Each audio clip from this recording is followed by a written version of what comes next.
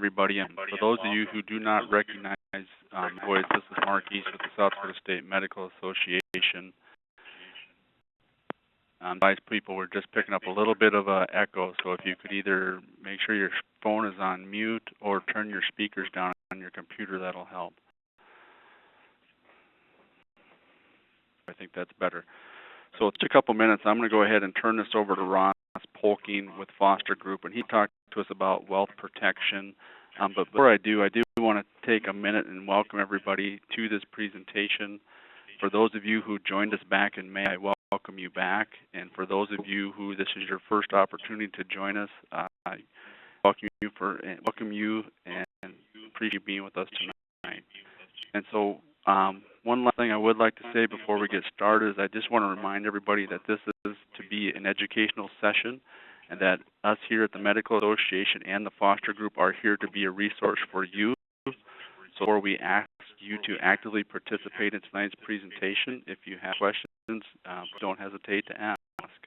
And so with that, Ross, I'm going to go ahead and turn it over to you.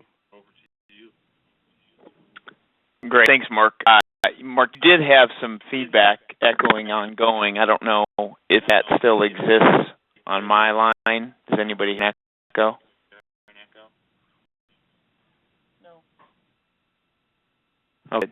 All right.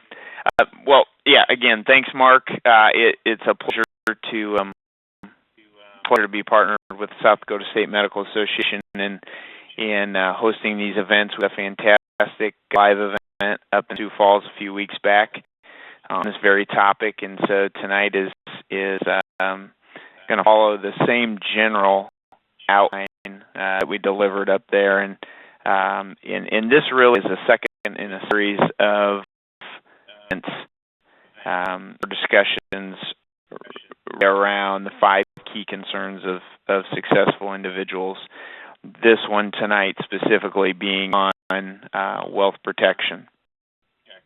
So let me move in here. Last quarter we talked wealth preservation, and Kent Kramer, one of my partners at Foster Group, delivered a strong message there, and then followed up with the webinar. And again, tonight looking at wealth protection, and you can see the remaining events and discussion topics upcoming. I believe at the close of our discussion tonight, Mark will give some detail on a scheduled event which will concern wealth enhancement.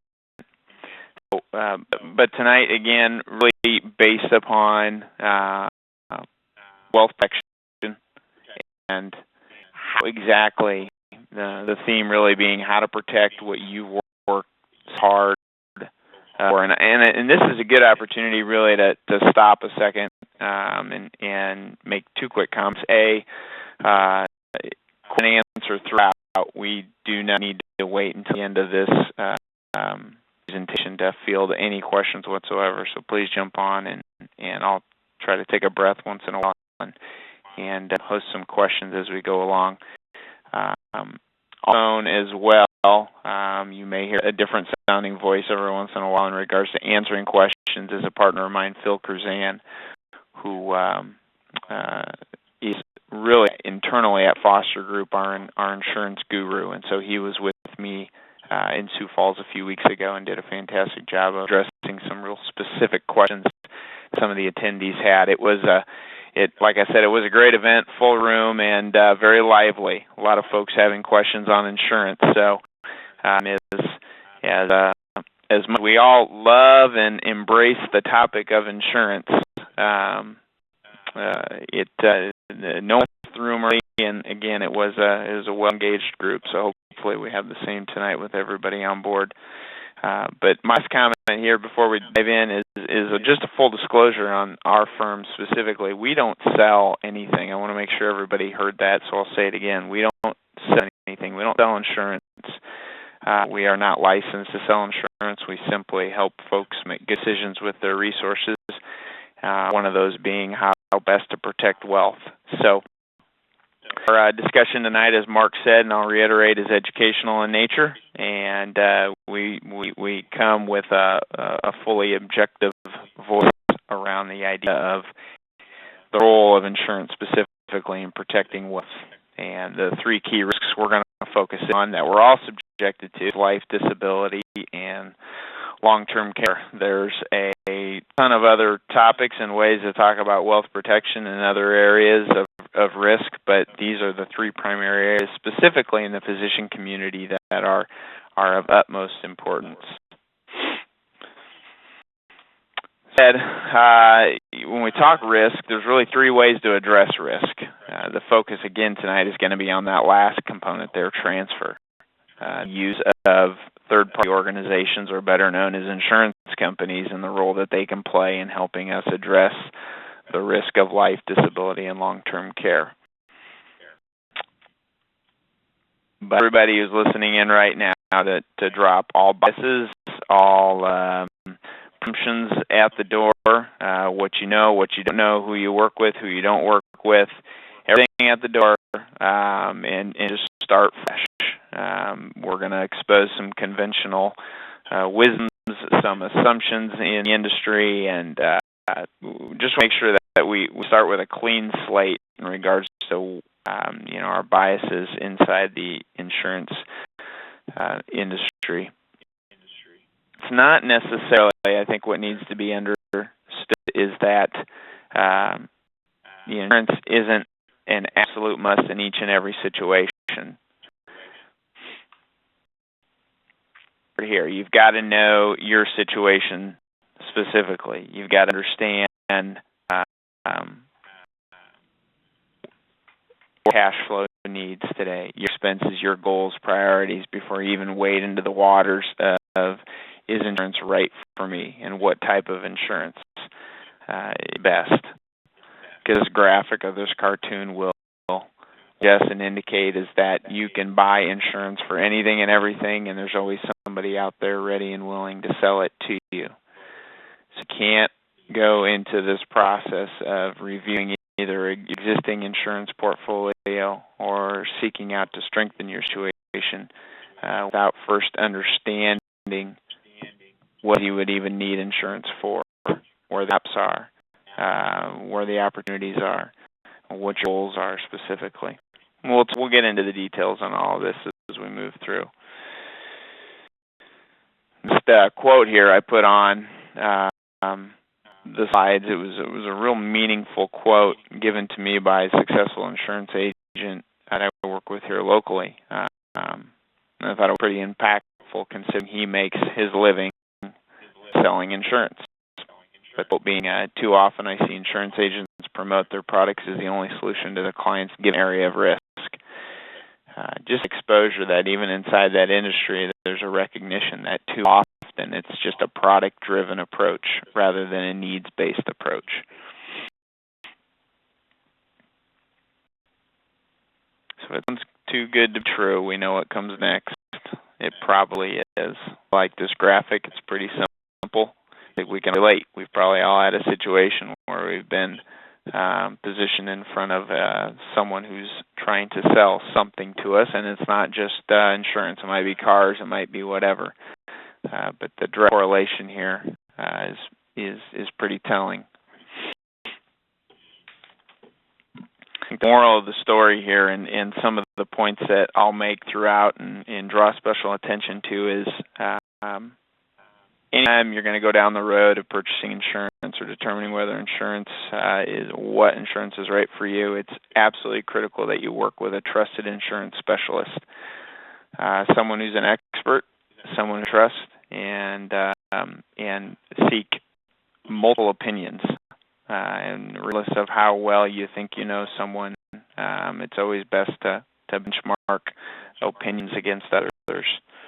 Understand how anybody you work with is paid and compensated, because the sale of a product will come with compensation for the seller. So understand how it is they're paid, how much they're paid, and make sure they're fully transparent on that.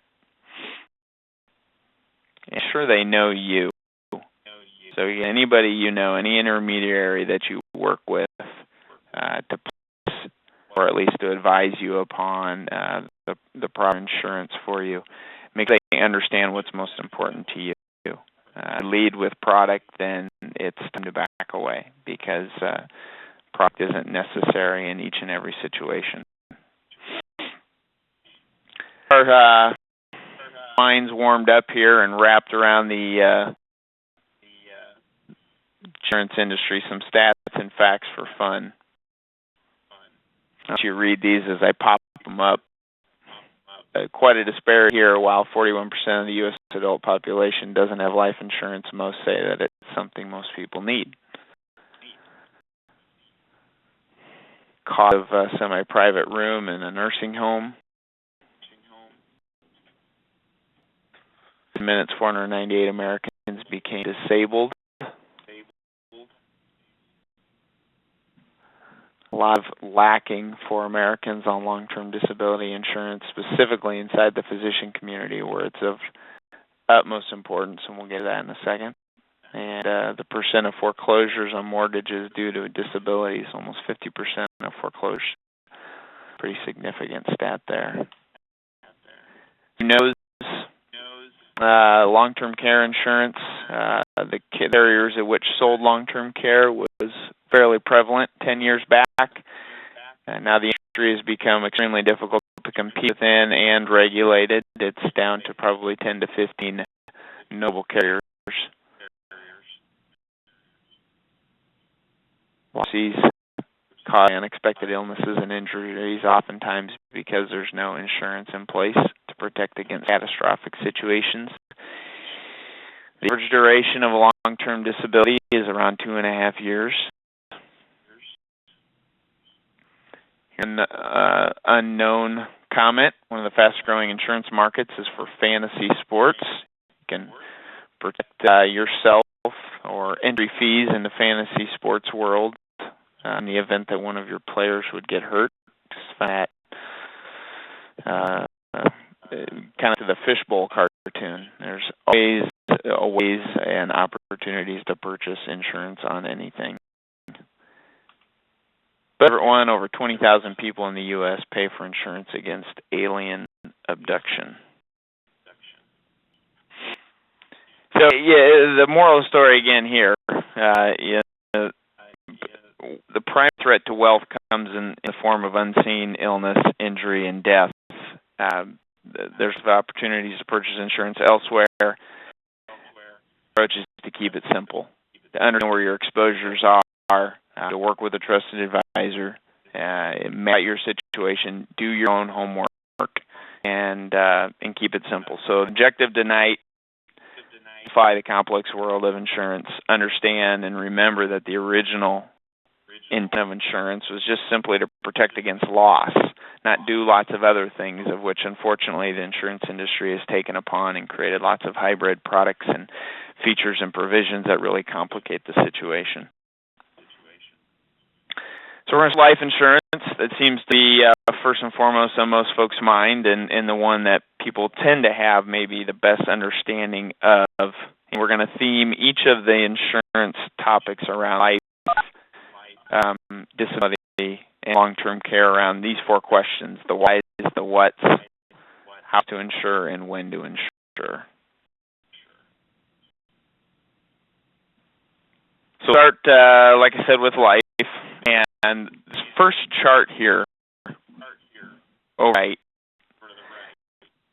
is generally accepted view of life insurance and the need for life insurance in the industry today. So put it on here and let me describe it real quick. Life ends.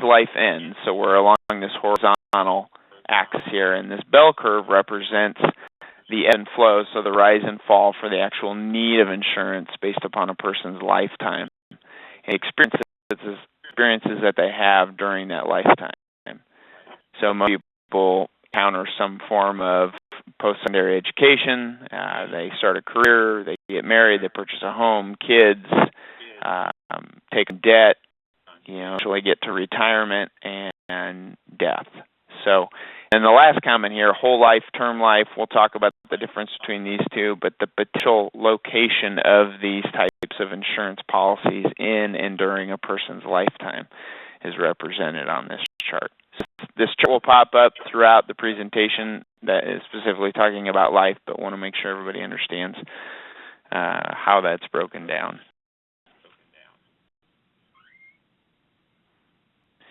So why is answering the why question, why life insurance? really intuitive, but once you see a collection of them, the whys make for a fairly compelling story. Ink for dependence. A recent study and survey showed actually that the average age at which kids are actually moving out of their parents' home is right around 30 years of age. So kids on average are living with their parents up to age 30. Lots of reasons for that. Some of it is obviously due to the difficult job market. Some of it's due to folks or kids seeking post-secondary graduate type schooling, so there's opportunity to stay at home longer. But the point being is that those who would be dependent upon your income is becoming greater.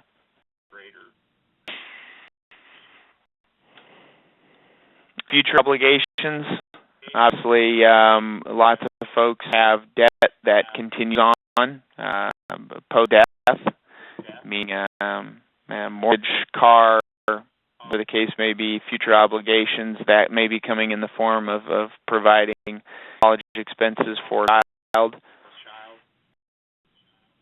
There's some liquidity to address those things should there be a predeceasing of life. Accumulation goals, surviving spouse, lifestyle of family. This is one that we oftentimes see in our role as an advisor, and that people cannot anticipate objectively right now how their life would or could change in the event of a death. It may be easy to assume that the surviving spouse would continue living as they do, working, not working, kids going to school, living in the same house, just enjoying the same lifestyle, living the same lifestyle. But emotions are too significant, and decisions become unpredictable when a unexpected death arises. So making sure that there is, again, liquidity, excess liquidity at the time of death to at least facilitate those changes that may come in lifestyles is important. Liquidity for estate, there's obviously potential probate costs, so court costs to settle estates, funeral expenses, TARA potential liability where excess funds would be needed, estate tax, inheritance tax. Particular individuals will have those issues based upon the worth of their estate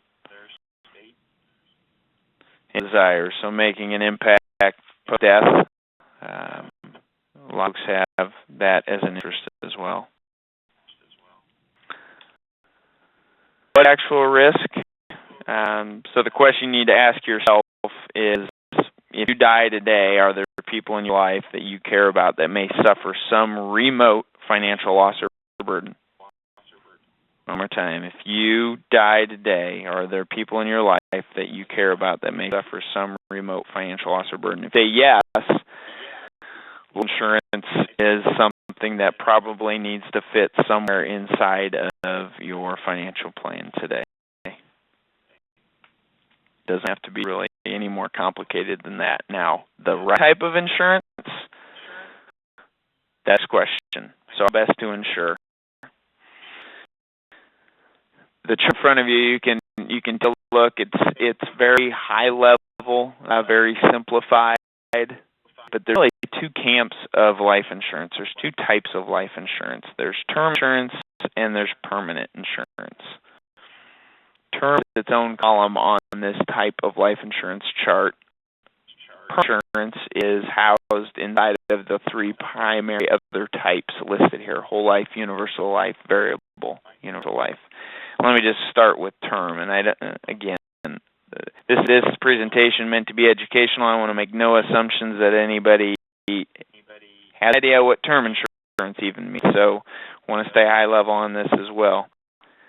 Term insurance really being a very simplified approach to covering one's life. That being, insurance provides coverage on one's life for a certain period of time.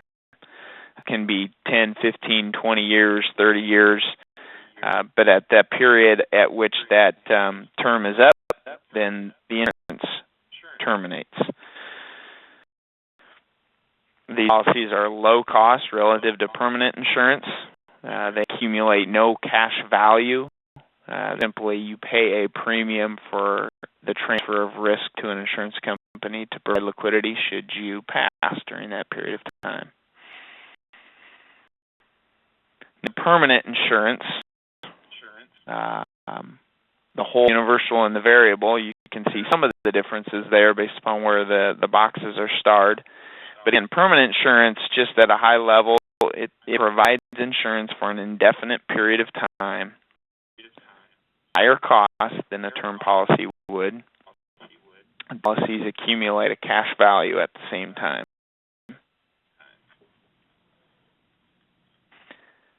The value, what does that mean? Sometimes there's a perception that this can be a good and or a bad thing. Some folks view permanent insurance and the cash value component to be a forced savings, meaning people don't have a desire or the will to save on their own, so they have to be forced to pay extra to create this cash value or the savings vehicle in some of the insurance policies. Some people take that perspective and it works for them. But the cash value will accumulate in each of these permanent life insurance policies in varying forms. Whole life, it's more of a formula-driven value accumulation, so you pay in a certain premium, and then there's a formula that determines how much of that premium actually goes towards cash value.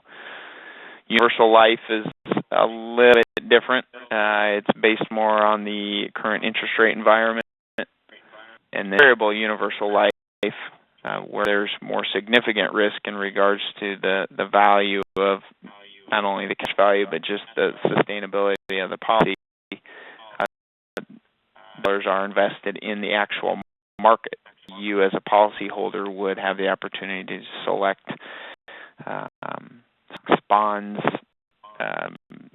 forms of equity exposure that would help either accelerate or decelerate the value of the cash value inside those policies.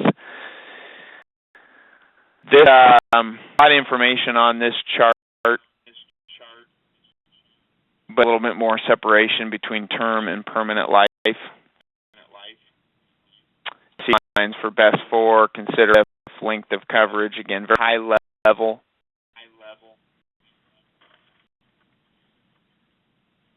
Of what we just covered in that previous slide. So I'm going to take a breath here a second, let you maybe glance through some of those lines as you have interest, but any questions specifically on types of insurance policies, types of life insurance policies specifically?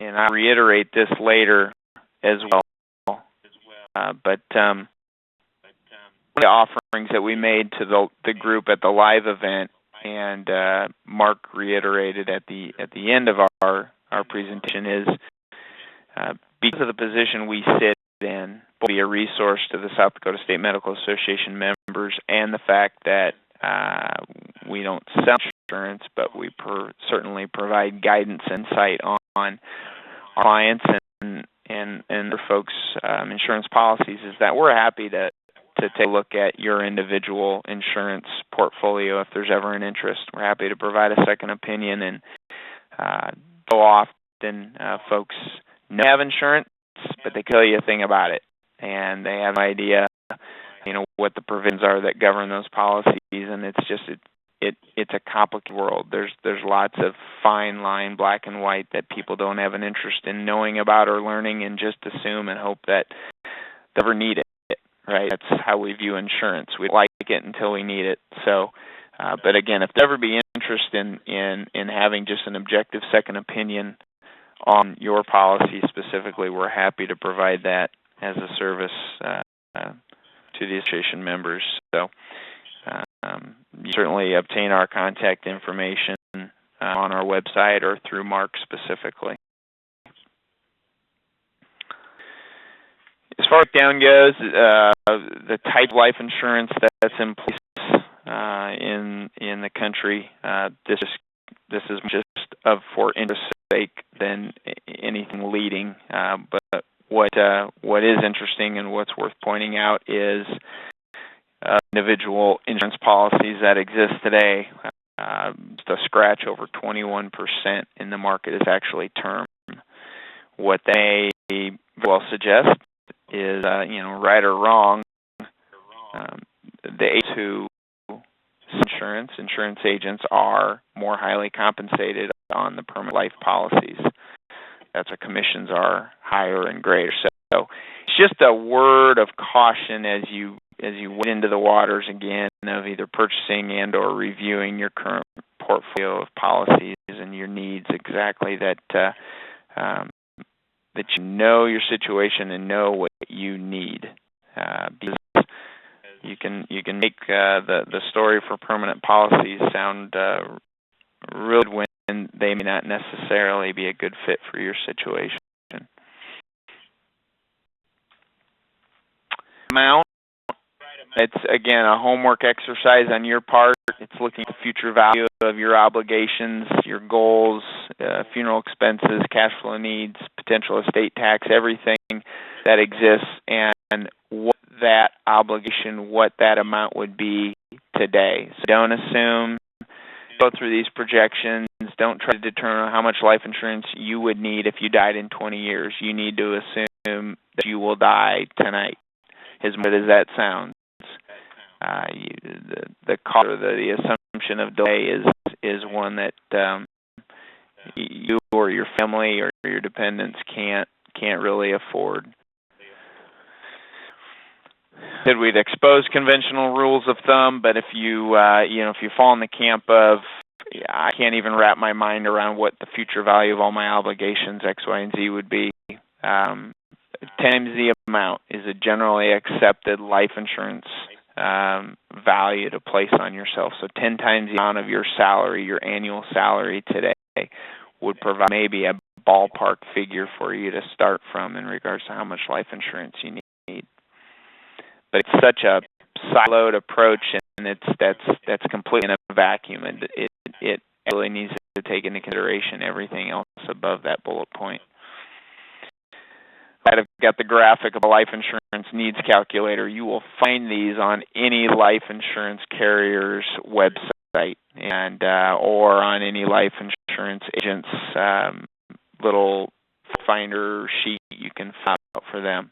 Be careful about these. A lot of times you don't see or view the assumptions and what creates the actual need. So just always be careful about the output from calculators and ask the question. Look at a fine line on what the assumptions are behind the scenes. And finally, as far as the amount goes, I put the phrase widow rule up here, and that comes from experience of working with widows, in that we have never heard a recently widowed spouse complain that their now deceased spouse had too much life insurance. And we can all laugh and smile at that, but it's true. So, our caution and advice certainly at least suggests that if there's ever a question of whether under or overinsured, err on the side of being overinsured, and you can work backwards from there.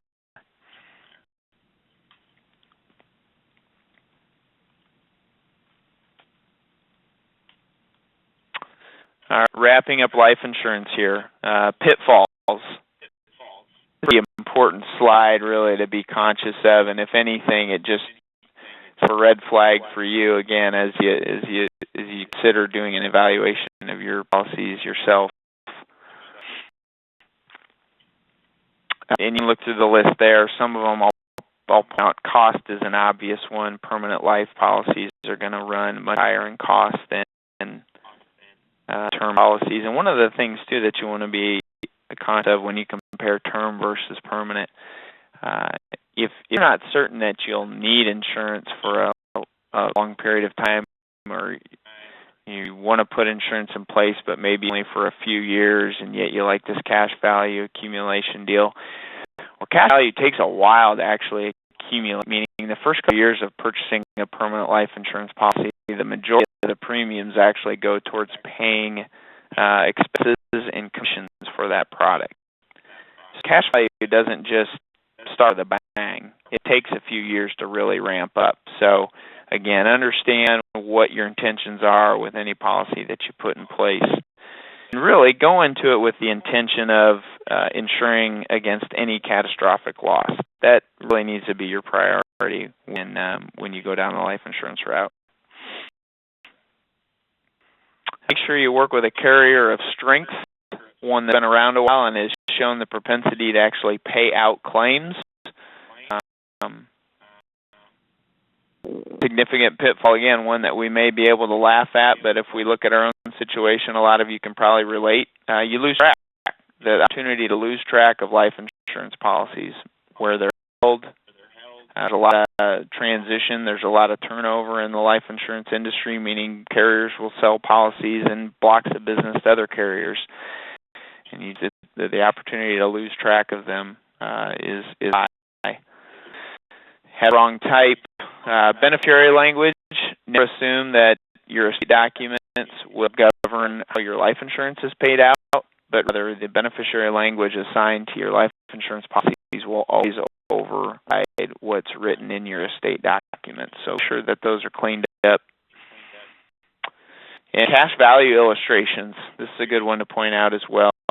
When you look at if permanent life insurance is the right fit for you, and you're making a choice and or at least considering permanent life insurance, you always want to ask for an illustration and what the value illustration would look like, how this policy will specifically accumulate cash, and make sure that the illustrations are based upon guaranteed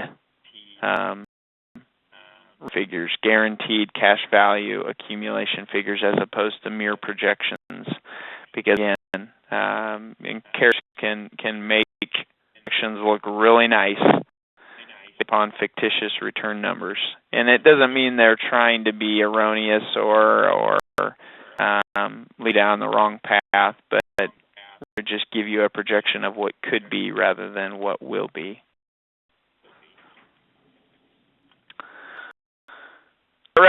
Life insurance, before we transition, I apologize, one more slide on life. When to insure. Now is a big, is probably the primary bullet there to understand. Those items around the bell curve, again, would indicate a potential need for what to best insure against your life. Obviously, if there's the existence of debt or any life events or changing goals. Never go too long, meaning a year or two, with at least upping your insurance portfolio, looking at it, evaluating it. Insurance itself, I mean, the costs continue to come down in life insurance and the premiums associated with life insurance because we're living longer as a population. There's less risk to insurance carriers. So just be sure to continue to evaluate and stay in touch with your agent or advisor. That's on life insurance. Any questions before we jump into disability?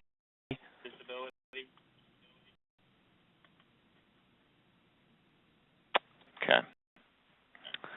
Disability, I mentioned it or hinted at it a little bit ago. This certainly is the largest gap inside the physician world as far as one's financial strength goes. So again, the same four questions: why, what, how, and when. So disability insurance, first of all, the graphic down in the right corner is again just more of for interest purposes, but note 90% of disabilities actually occur outside of one's work. 10% actually occur on the job. And these are pretty impactful. This details, first of all, the age brackets and then the actual likelihood of incurring a long-term disability in one of those age brackets.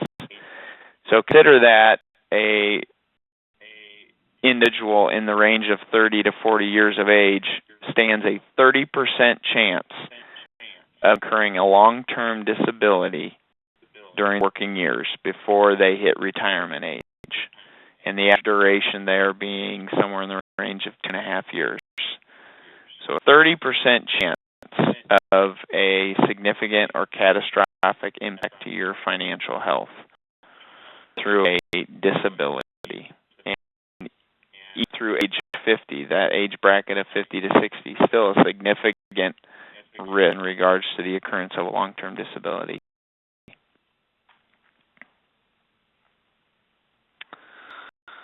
Whys continued. That first bullet are certainly not in your favor. Other why is, I know we started this presentation with life insurance, and that's what most people just assume. It's one of those conventional wisdoms, is we just all need life insurance, which most of the time is the case. But sometimes the then implementation of disability insurance suffers. Look at there to the right, showing various ages, and then the actual ratio or the probability of disability versus death during income earning years. So someone in that general age of 30 to 40 is twice the opportunity or the probability that that person will suffer a long-term disability rather than a death during their income earning years. So the odds are not in one's favor as far as avoiding a long-term disability as opposed to death. So this is where that significant risk or gap oftentimes occurs in a physician's portfolio or financial picture, is that the disability goes unaddressed, or they assume that, well, long-term disability policy, I'm good to go. And we'll try to expose why that oftentimes is not just good enough. But moving down the rest of the whys here, that second bullet, most important asset is your ability to produce income. Think for a minute. The fact, the opportunity for you to create capital is your most important asset. There, you still have to eat, right? So if you die, well, your life, you don't have to buy clothes for yourself. You don't have to have a car. You don't have to consume food. All those expenses are gone. But if you become disabled, you still have to be sustained, and on top of that are probably accelerated medical costs and nursing care and other amenities to help facilitate your disability. So costs only ramp up. Obligations for savings, not obligations for savings, but your desire to save on an ongoing basis, to save for retirement, to continue to handle mortgages. Remember the statistic earlier that 46% of foreclosures are due to disabilities. And if you have a goal of retiring at this, the ever popular age of 65, and you become disabled for several years during your 40s or 50s, well, guess what happens to that retirement age? Because you're not able to save oftentimes during a disability. You have to use every excess dollar to facilitate your lifestyle at that point. So retirement gets put back. Whys, the ability to avoid liquefying or looking other assets to support your expenses. Upwards of 70% of Americans, regardless of income bracket, paycheck to paycheck, 70% of paycheck to paycheck. So the idea that you can sustain yourself during a disability, oftentimes 7 out of 10 people couldn't do that. They would have a continual source of income because their savings are not adequate to support them in that time. Change lifestyle, spouse and family, talked about that in a life insurance situation. Same thing holds true here. You can actively know how you will decide style will look like upon disability. Bullet there, right? So let's create the analogy. This is, I think, always the most powerful comment on whether or not one ought to pursue disability insurance if they haven't already or don't have enough of it. Imagine for a second in the basement of your home you have a money printing machine. You have a machine in the basement that's legal, the government knows about it, and it prints money. You push a button and it prints money, and you can spend it, and nobody rejects it. You are a money-making machine. You yourself are a money machine. So the idea of not insuring yourself to the fullest, your ability, again, to produce income is really short-sighted, and we have this conversation oftentimes with physicians, making sure they understand the potential catastrophic impact of a disability. Actual risk, real say I just said it, catastrophic impact on your financial health. This chart down below shows the breakdown of individual disability insurance claims, the percent that falls in each of them. And note that most of the risk comes in the form of illness or unforeseen illness.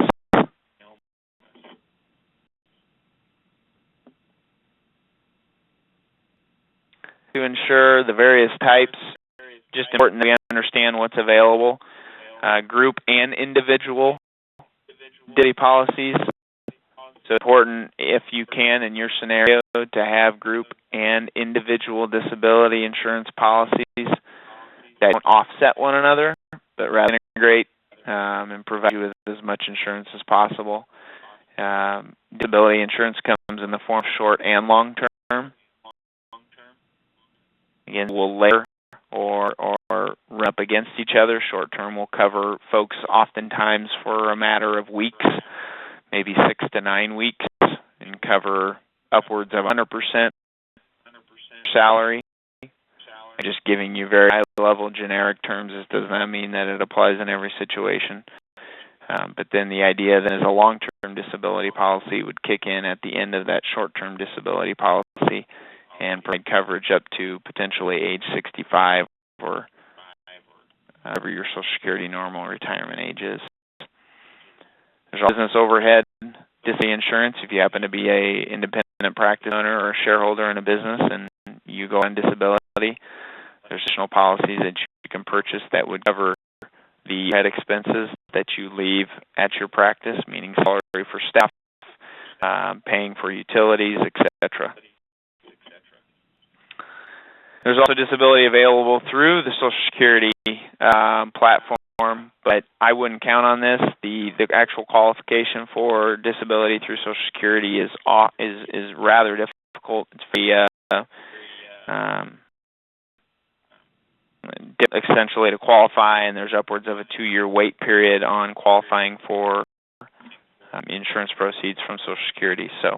But we'll make sure you understood that it was there, potentially available. So provisions certainly to be conscious of as you review your own disability policies and/or conditional purchase of. This is the biggest one. The definition of disability is absolutely critical. If you hear one thing, there's this entire hour of presenting here it's absolutely critical that the definition of disability of your policy is considered own occupation. Simply what that means is that if you go out on disability, would pay you as you're unable to work in your own occupation. There's definitions, regular, and then any occupation. Policies would only pay you if the definition of disability is any occupation. Benefits would only pay out to you if you are completely disabled and not able to work in any occupation. And you can dream up whatever any occupation would mean, but it truly means any occupation. If you have absolutely zero propensity to create any income through any job, then it would pay out. Otherwise, you're on your own. So, own occupation, definition of disability is critical. And this comes in, well, you look at your policy and you don't even know how to find it. We'd be happy to take a look at it for you and help you at least navigate to what you have in place today. Benefit, another key feature, residual benefit would provide, oftentimes folks don't go from being disabled to just 100% healthy and right back at work 40 to 80 hours a week or however much they're working. It's more of a slower reentry into the workforce. So residual benefit wouldn't cut off your disability benefit. It would integrate with the income that you're able to start creating. So if you're able to go back for 20 hours a week, residual benefit would then pay a disability claim to you that would equate to making you whole or back to 100% of normal salary. So it tries to at least incent you to go back to work. Elimination period, this can come in lots of different lengths of time. Elimination period basically means the amount of time that you need to be disabled before the benefit would kick in. Benefit oftentimes to age, again, mid-60s, Social Security normal retirement age, but make you understand what that specifically says. There are policies out there that would cut off after a certain amount of benefits paid out. Understand what your disability policy would integrate with. So if you're being paid, if you have multiple disability policies in place, you may have policies and a provision inside that policy that says, well, if the policy is already paying, we're going to be secondary or we're not going to pay at all. So just understand where these policies may be integrated with other policies that exist.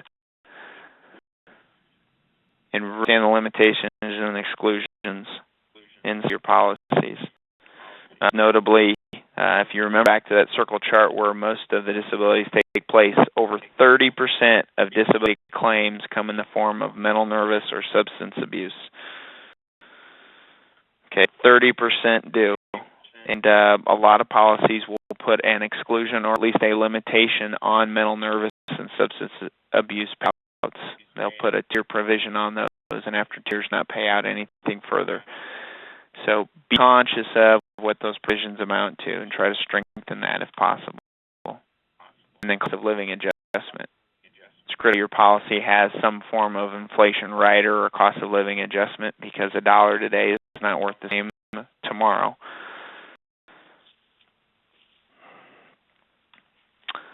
Your policy has the ability to increase benefit as well. Your income today will probably be not the same again as it will be tomorrow or in the future as your production, specifically younger physicians who stand the opportunity to significantly increase production and income. You have the ability to increase the level of benefit in the future. So to ensure the amount as much as possible, again, folks try to keep this the simple and effectiveness correlation. Remember that chart earlier. The amount, see as much as possible. The insurance industry, I promise you, will you'll ultimately hit a ceiling. You'll hit a limit that won't equate to 100% of your compensation today. Typically, it'll be around 60 to 70% is probably about as much insurance as you can get from a disability perspective, but continue to pursue that until you've been tapped out. To be aware of, I talked about some of these already, but the first one there, the premium payments, if possible, you want to make sure that every policy you have in place for disability, you're paying the premiums with post-tax dollars. What happens then is if you pay with post-tax dollars and you go on disability claim, the benefit will be paid out to you post-tax. If you pay for a disability policy with tax dollars, you funnel your premium through your employer, and the dollars are being paid pre-tax, or your employer is actually paying for a portion of your premium. Then you receive a benefit, you would be taxed on that benefit. So it's just important to understand how the benefit would be paid out, and it's largely contingent upon how you're actually paying for those premiums. Barrier strength, we talked about that on life insurance. The last bullet, exclusions and definitions switch. The policies will provide, remember how I really emphasize the own occupation definition of life or disability. Some policies will provide own occupation definition for a couple of years and then switch any occupation. That's oftentimes a very fine line provision asterisk, and it's up to you to really see that, or hopefully the agent would tell you that and explain it to you and what it means. And even though it will come with a premium and a cost, you won't own occupation coverage until age 65.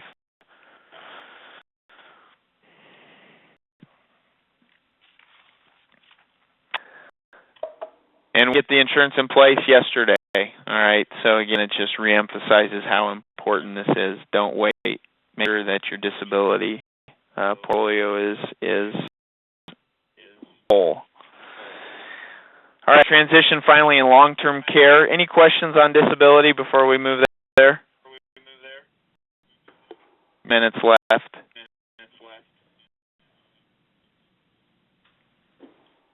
Long-term care. Same more questions. Note the bottom one, though, when or if. Now, long-term care is a tricky one, partly because the industry has changed so much. I mentioned earlier, 10 years ago, there were 100 companies selling it. Now there's probably 10 to 15 viable companies selling it. So a lot of this really relates back to your particular situation, your need, and a number of other factors that we'll talk about here in a second. That chart there evidences the age breakdown today of folks who are in some form of long-term care, and I think it's pretty notable that working age adults, ages 18 to 64, 40% of all long-term care recipients today fall in that age bracket. So not just all those who are 90 years old and in nursing care. It's folks who obviously have gone through some form of significant illness or disability that require it earlier in life. Of life insurance or long-term care insurance, I apologize. Care for ADLs, it stands for activities of daily living, so bathing, feeding, eating.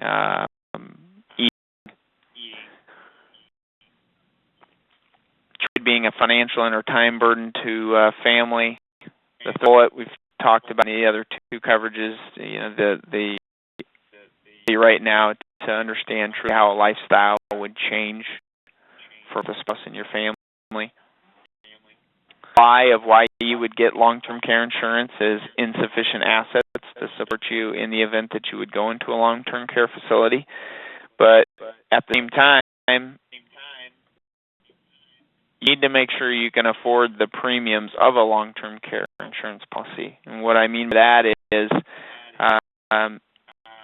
when you most need this insurance, or the most likelihood of you needing this insurance, is when you are retired and you've turned income sources. You're no longer working, you're no longer receiving a salary.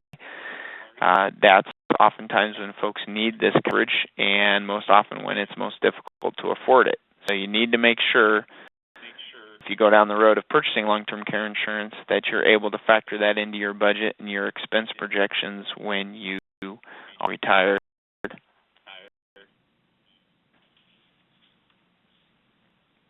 Of cost was the last bullet there. You can look at this chart in a glance to the bottom line there, a private room cost. And again, these are median annual care costs in 2013 for the state of South Dakota.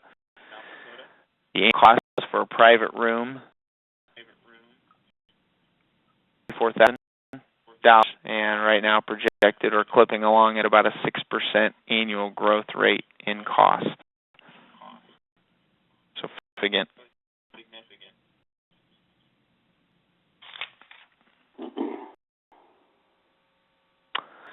The actual risk, 70% of individuals over age 65 will need some type of long-term care, and that number will only continue to tick up as, again, we live longer and the technology front in the healthcare industry keeps us living longer, sustains life longer.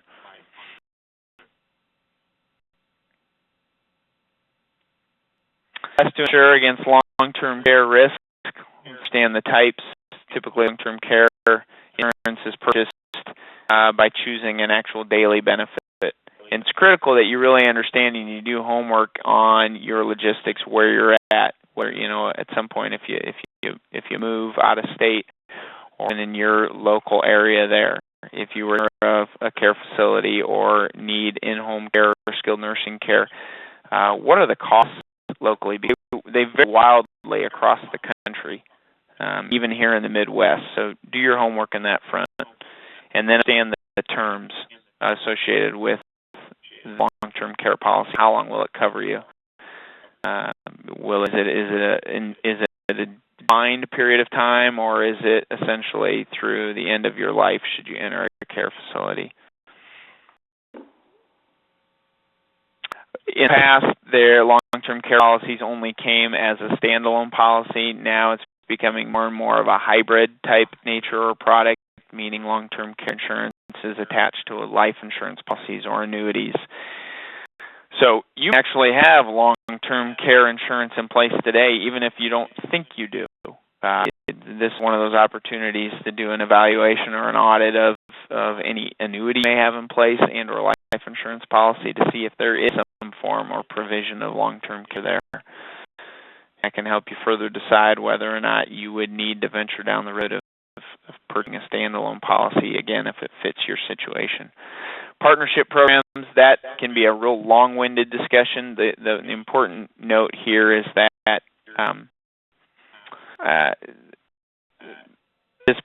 South Dakota has a partnership program, and what this means is that if the state would allow you to actually qualify for Medicaid benefits and keep a level of assets that equates to the amount that your individual long-term care policy is paid out already in benefits. So it's somewhat of an asset protection feature, and yet a more hurried approach to qualifying for Medicaid benefits should you need those if you enter a care facility. So if you have questions on those afterwards, we're certainly happy to answer those in greater detail, but it's a little more complexity. And talk about geography, do your homework, understand the cost there, and then provisions are critical when it comes to long-term care, just the same as they are with the other policies. Understand the inflation or the cost of living adjustments. They come in two different forms, simple versus compound. Compound accelerates the actual benefit payout much quickly over the course of time that the policy is in place, but it's more costly. The premiums are. That means policies now can actually be purchased to cover the catered for either spouse. In the past, it was only individual in nature. Now you can actually get policies that would cover either of the spouses that would need the coverage. So it's a little bit more efficient in regards to purchasing. Pitfalls on long-term care. Carrier is a big one. That's why I said it first.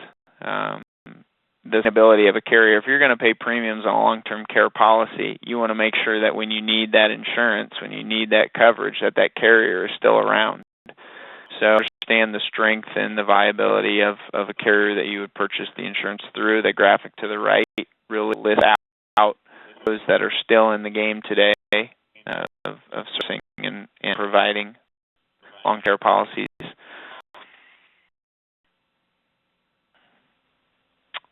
The bottom bullet there, there's a lot of misconceptions on what Medicare and Medicaid would provide in the event that you would go into a care facility or need ongoing care. It's best just to assume that Medicare and Medicaid will not be there to help facilitate your care, at least from a compensation standpoint. There are such limited provisions specifically in regards to Medicare that it's hardly worth counting on, and the qualification to actually have Medicare kick in are very limited. So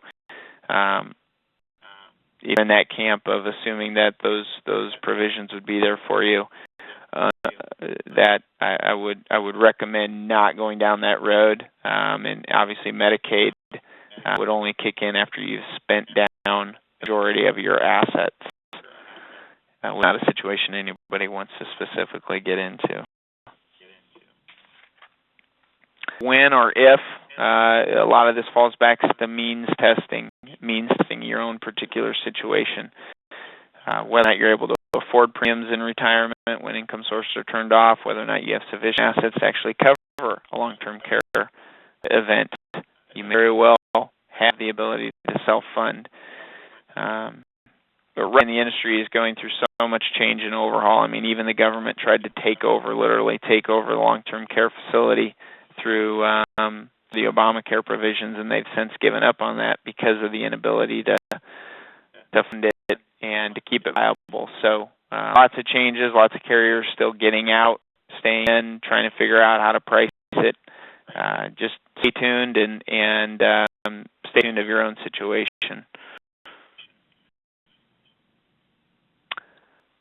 So homework, next steps. Conventional wisdom, understanding your situation, notably determining your cash flow, your goals, your priorities.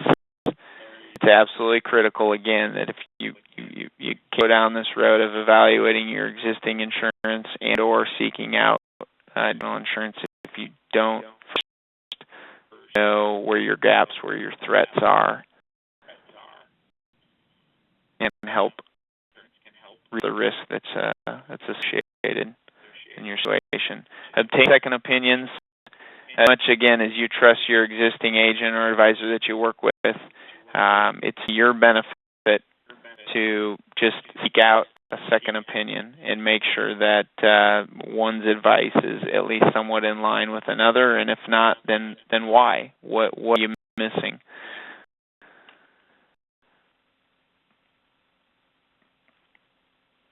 Stay updated on your plans and needs. We have life events that take place all the time. Kids going to school, taking on debt, retiring, accumulating wealth, buying into a practice, selling a practice. It's going. So need for insurance always will change. And the Apple scale there, I guess I should maybe comment on that. Apples to apples. Every policy that you could possibly buy in the world of insurance will vary to some extent. In the smallest of small details, but can really be a big deal come insurance paying or policy benefit paying time. So make sure when you look at policies, when you're comparing policies, you're not just looking at bottom line, well, this one's cheaper than the other, so I'll go with this one. Or this one has longer term, I'll go with this one. There's just way too many small provisions that you need to be aware of. And be educated, ask good questions. Breathe in as we close the presentation. It's just a reminder about the simplicity and effectiveness correlation. Things you focus on, should focus on. Reminder. So that's to the end, gang. Before I turn it back over to Mark,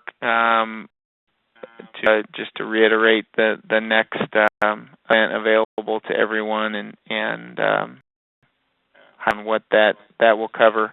I just want to thank everybody for your time, and again, the partnership that's been allowed to take place between Foster Group and South Dakota State Medical Association. We're really excited and have had a lot of great feedback already in regards to the Center for Physicians Resources and the education available to it, and just again understand the objective seat we sit in and the desire to really help equip you with in making decisions, whether it's wealth preservation, protection, or any of the areas that are upcoming yet in the series. So I'll stop there and certainly open it up to questions that anyone may have.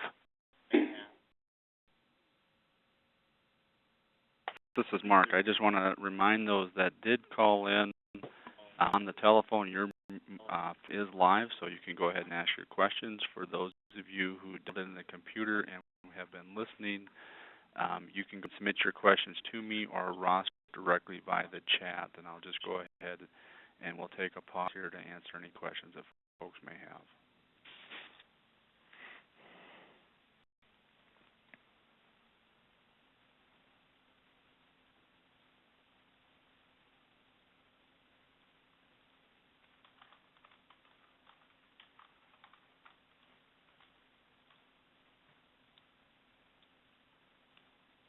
Hearing anything, let's confirm that folks can hear us and can call in or can say something over the phone so we know that we are good.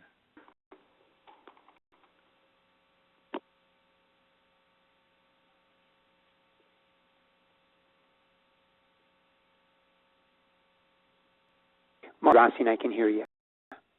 Okay, thank you, Dr. Rossing. That firm's starting to get nervous here that people weren't able to call in. I have one question coming in here. Let me up the question. In the meantime, if anybody has a question on the phone, go ahead and please ask.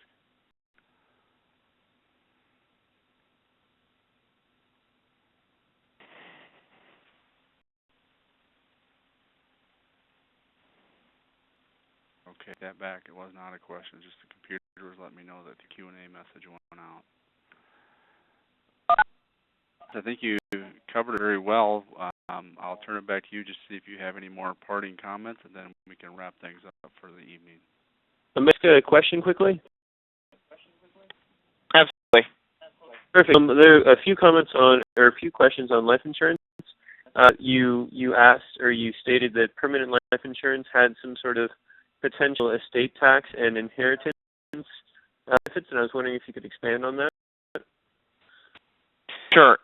Well, the actual benefit, let me reposition it if it was maybe understood in a different way, and I'll also bring Filkers in, my partner, in on responding to this if there's anything else he'd like to add. But the idea of utilizing permanent insurance to address any potential estate and or inheritance tax is really housed in the fact that permanent insurance is then available upon death. I mean, there is no term associated with permanent insurance. So if someone has a situation where their estate would run up against and or run over what is today is the estate tax exclusion amount, and their overall estate would be valued at a certain point where the federal government would significantly tax it upon the passing of it to heirs. Permanent life insurance is a tool or a feature that would be in place and available to the heirs or to the state to help pay for, to provide excess liquidity for that tax.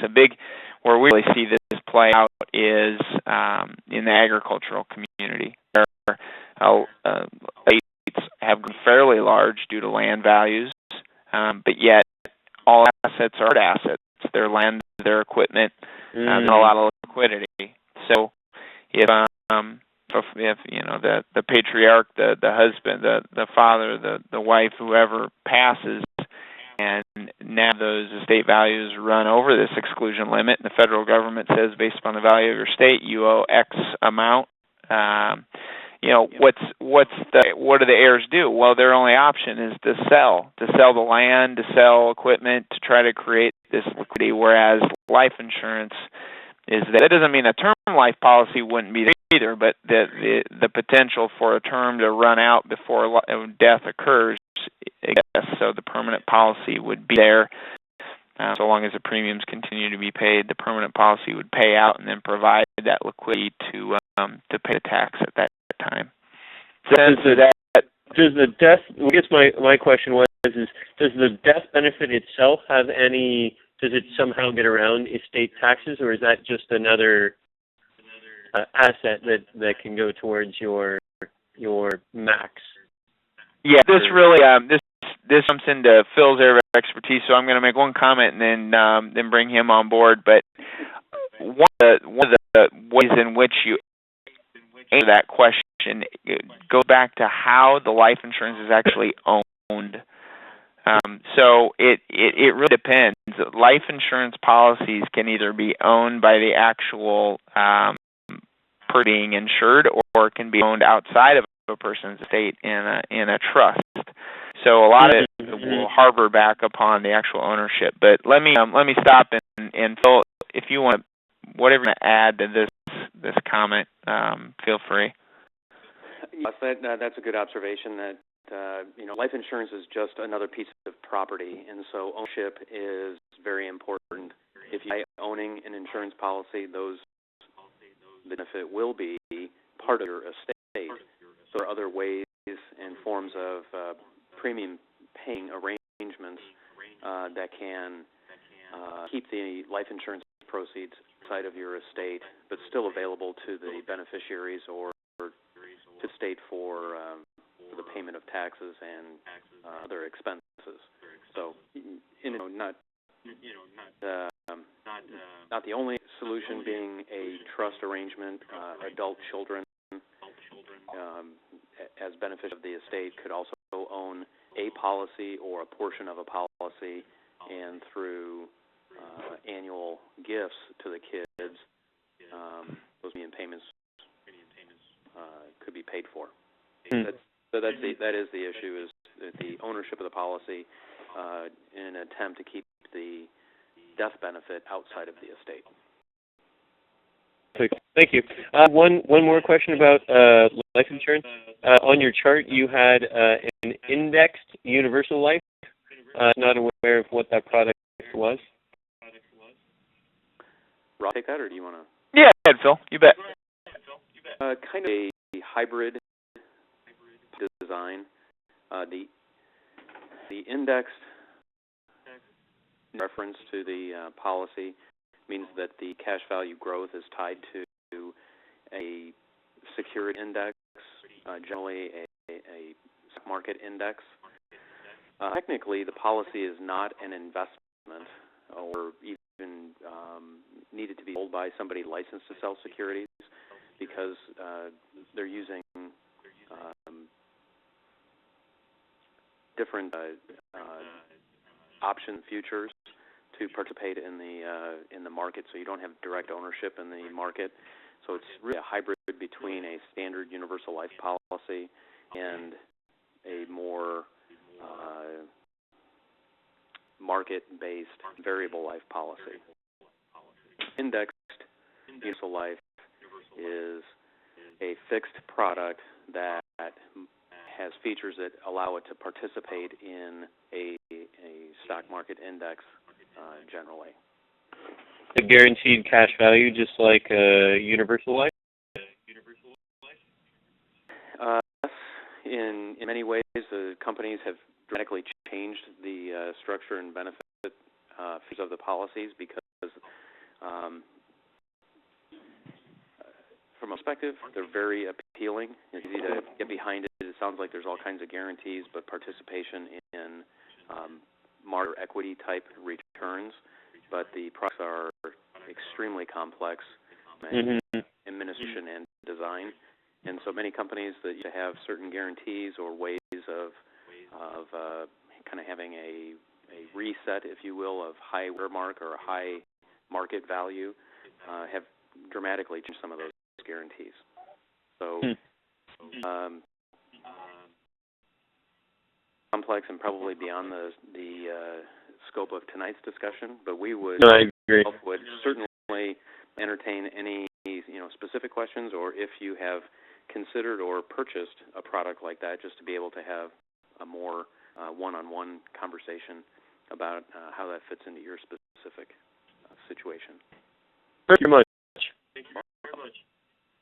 Ron, Mark, I had a question come in computer, and it said that they had a question regarding obtaining more disability coverage from their employer, or excuse me, above what's provided by their employer. It says, I was discharged with a long-term, and I believe it's a diagnosis about 3 years ago, and it seems that employer to obtain disability insurance is turned down. Yeah, so I'll reiterate or kind of position the question, and if we've got it incorrect, hopefully we'll skip. But it sounds like the opportunity, which this is not uncommon, the opportunity to purchase additional disability insurance based upon what someone already has in place, has heard. Now, it's carriers on the disability side will, when positioned by an applicant, will want to know what you have in place today. And what they will do is, as protection against the actual carrier's potential claim paying liability, they will make sure that there is some level of incentive for that applicant to go back to work if they're out on disability. And that's why they try to limit overall disability insurance that's in place on someone to somewhere in the range of 60 to 70% of that person's salary or annual income. So, yeah, there's a number of things to consider. Again, I'll ask Phil to chime in on some of this, but what to make sure of anytime you go about is first of all, work with out at least an independent insurance agent. So I'm answering this question somewhat blindly in regards to who maybe they're working with today, or the information that's been provided in application or situation. But an independent agent, as opposed to what might be considered more of a captive agent, an independent agent is oftentimes going to have access to the universe of insurance carriers. So they're able to vet and determine really, truly, if there's no carrier out there who would provide additional insurance on top of what might already be in place for that individual.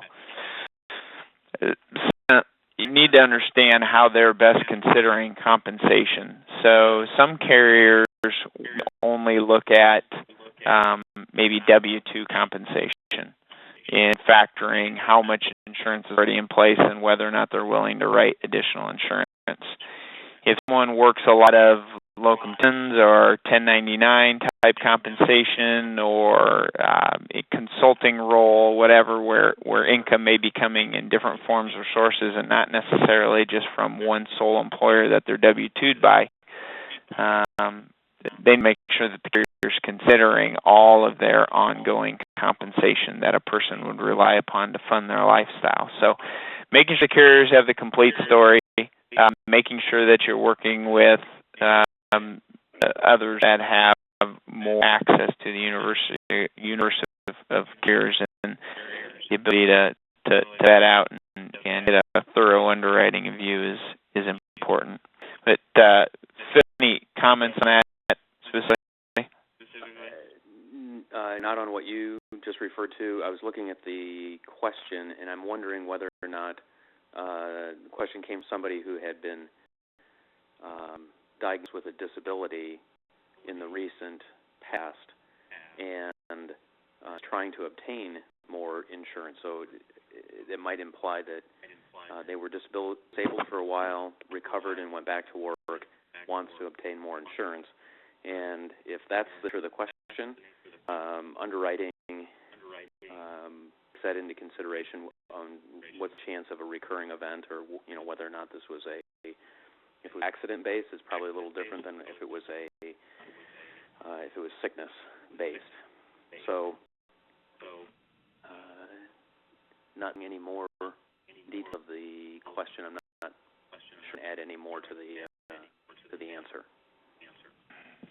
Ross, Bill, this is Mark, and one question that came up a couple weeks back during the live session was for a resident who was just getting out or just starting to get themselves established and said, based on the expense of disability and this insurance at this point in time, didn't feel they could adequately provide coverage, but then also tied into the issue that within a few years they anticipate that their salary be increasing substantially. Could you address that issue again tonight for us?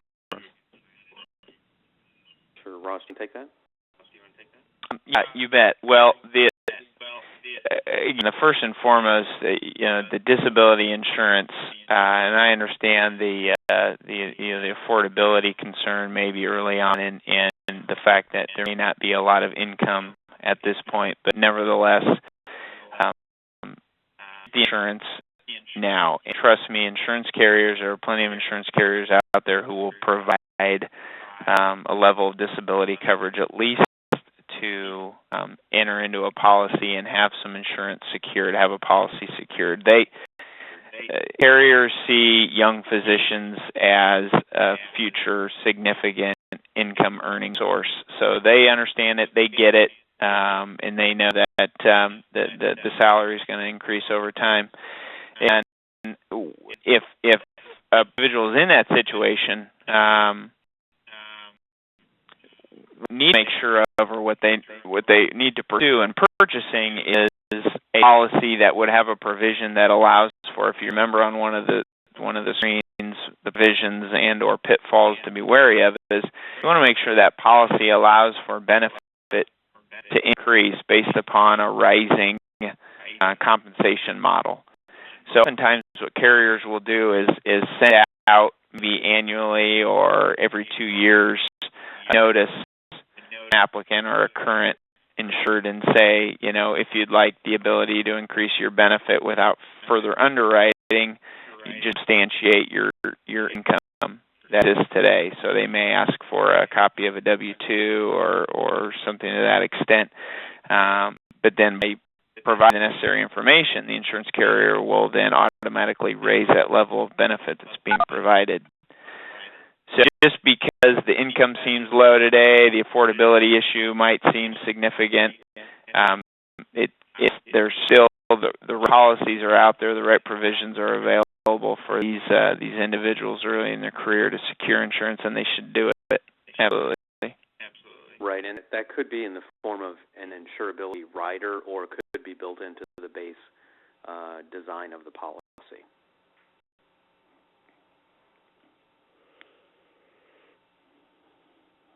Any more questions for Ross or Phil this evening?